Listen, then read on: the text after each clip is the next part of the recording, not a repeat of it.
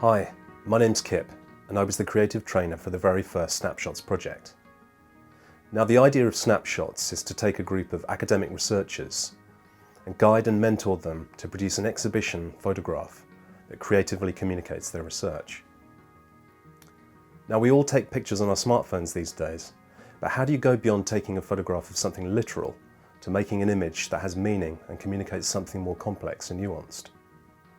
Now, photography is both a craft and an art, so my job was to school them in the technical fundamentals of photography and expose them to some of the techniques that people have used throughout time to make images that have meaning. We met in online workshops to look at the technical and conceptual fundamentals of photography. I set them homework exercises, and then we discussed and developed their creative ideas. Eventually it came to the shoots, and I'm really pleased to say that every one of them has produced something very different and extremely interesting. Marta, Suzanne, Hassan and Mona, it was a real pleasure to work with all of you.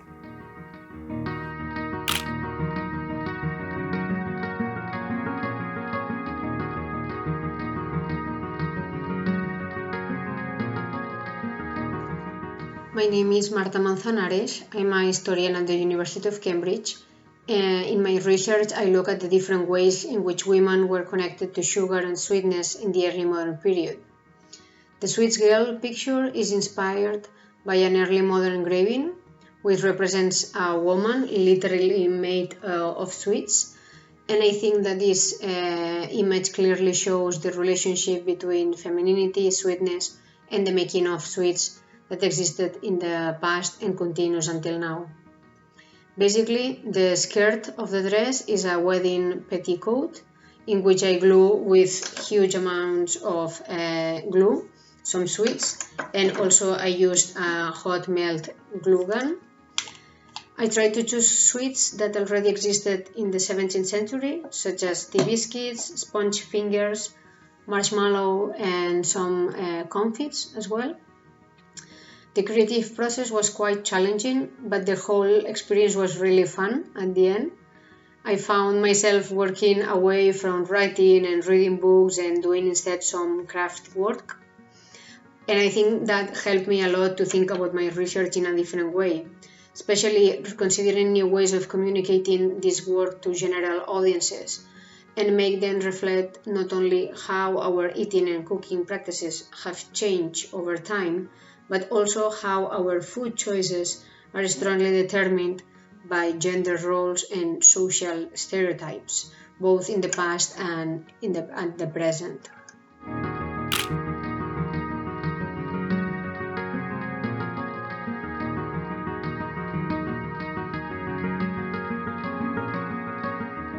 Hello, my name's Suzanne Turner and I've been involved with the Creative SNAPSHOTS programme. And I guess I wanted to be involved with this to find a creative output for the research that we're doing in our lab. It's not been an easy process. They say a picture paints 1,000 words, but what if you want to portray 1,000,000 words, millions of words that you need to put across what you're actually doing in your day-to-day work in the lab? And that day-to-day work that we do in our lab is to try and understand why childhood cancers develop so that we can find better ways of treating them so that the children don't suffer the toxic, nasty side effects that these chemotherapy regimens leave them with. So I started thinking about what we could do to image the processes which go on in the lab, how we try and understand the differences in every tumour, because not every tumour cell is created equal. They're all as unique as the children from which they come. And so this is where we started to think about the effect that treatment has on the children and wanting to portray where we want treatment to go in the future. And so what you can see is a child walking through the forest, walking through to an area of light. And that area of light is the area of hope that I see at the end of the tunnel. Hope that we will get to the point where being treated for cancer is very much like being treated for a cold or some sort of illness that affects children, which doesn't leave them with lifelong after effects as chemotherapy currently does. And so that's what the image is, what we're trying to portray. This child walking through this dark forest, but emerging into this light, into this area with their balloon and with their dog, where they can skip through cancer therapy and go on to live a happy, healthy life. And surrounding the child are the tumor cells. So the trees in the tunnel morph into the tumor cells, and you can see that every single tumor cell is slightly different. They're all very unique. And that's why we get problems such as relapse and treatment resistance from occurring, because each of these tumor cells can essentially become their own tumor. And they can develop and evolve to become something that can be really quite sinister and quite nasty. So what I hope I've come up with is an image of hope, an image of knowing that what we are doing in the lab will make a difference for children that are diagnosed with cancer. And in particular, this image is dedicated to some children who have unfortunately not survived their diagnosis of cancer. And that's Alex, Francesca, Neve, Elliot, and all the many other children who, like these children, haven't survived, haven't got through to that life on the other side where they can live these happy, normal childhoods.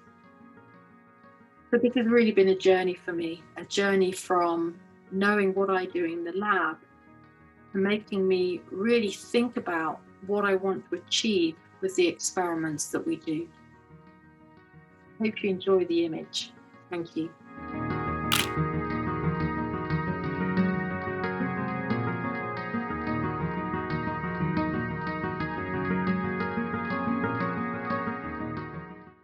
Hi, I'm Hassan Aftab and I am researching on characterizing air pollution particles using magnetism and microscopy techniques.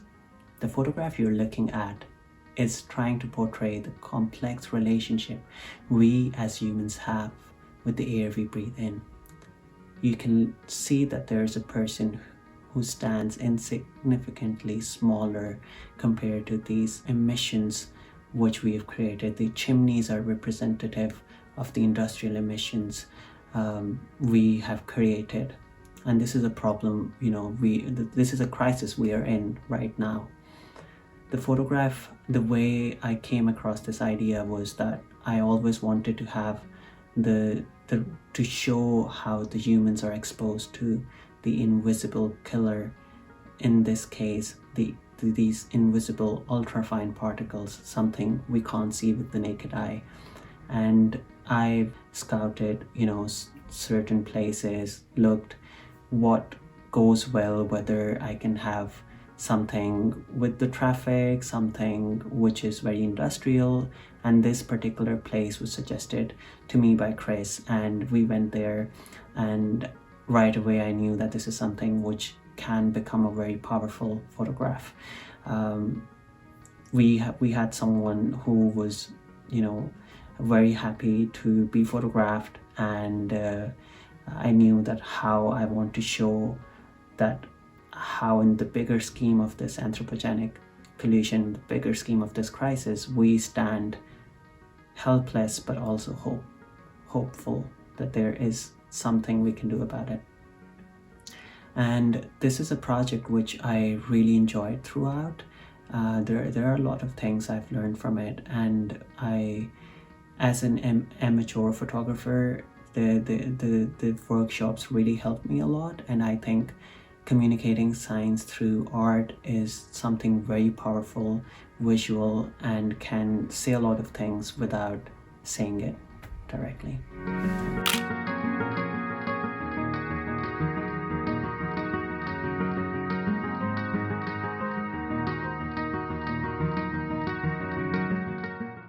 Hello everyone, my name is Mona Gibril. I am a research fellow at the University of Cambridge Center for Business Research. I work as part of the R4SC MENA project researching the political economy of health in the Gaza Strip. It is very, very exciting for me to finally share my snapshot project. I've been working on this project for some time with Cambridge Public Engagement. In this snapshot project, I tried to capture themes from my research on health in Gaza, particularly showing the difficulties that people in Gaza face in accessing healthcare and drugs. So you will see scattered pictures of children, men, women, and medical staff with a background of gunfire and bombardment, trapped beneath a glass ball with drugs just outside, so they are not able to access healthcare and drugs that are just at their doorsteps. The idea of this came from answering some brainstorming questions that we had in the training sessions, and then I developed certain concepts. I chose what concept I wanted to work on. Then I printed some pictures, bought the thread with light clips, and then I needed a glass ball. But I didn't have a glass ball. So the trainer, Chris Lotz, kindly brought his precious glass ball. We spent 2 hours experimenting with different positioning of the pictures, with lights as well, and then I ended up with 62 snapshots of the same picture. So I wanted to choose one basically to use for Cambridge Festival. I ended up choosing 4, so I still have 3 for editorial that I can use for editorial purposes, which is amazing. I really enjoyed the training a lot because I learned new skills about the functioning of the camera, about the approaches to photography, but I really appreciated this emphasis about putting the researcher at the center of the snapshot project, always thinking about your approach, your feeling of the data, the message that you want to communicate. So this is a new thing that I've learned, because previously I would think like, okay, if you know the techniques, etc., then you can actually take a good photograph. I also learned transferable skills, so I think that I can use these skills also to communicate future research to both specialized and non-specialized audiences. As you know, photography is really good for life, so I really encourage you to join the Snapshot Creative Encounters next year. Thank you.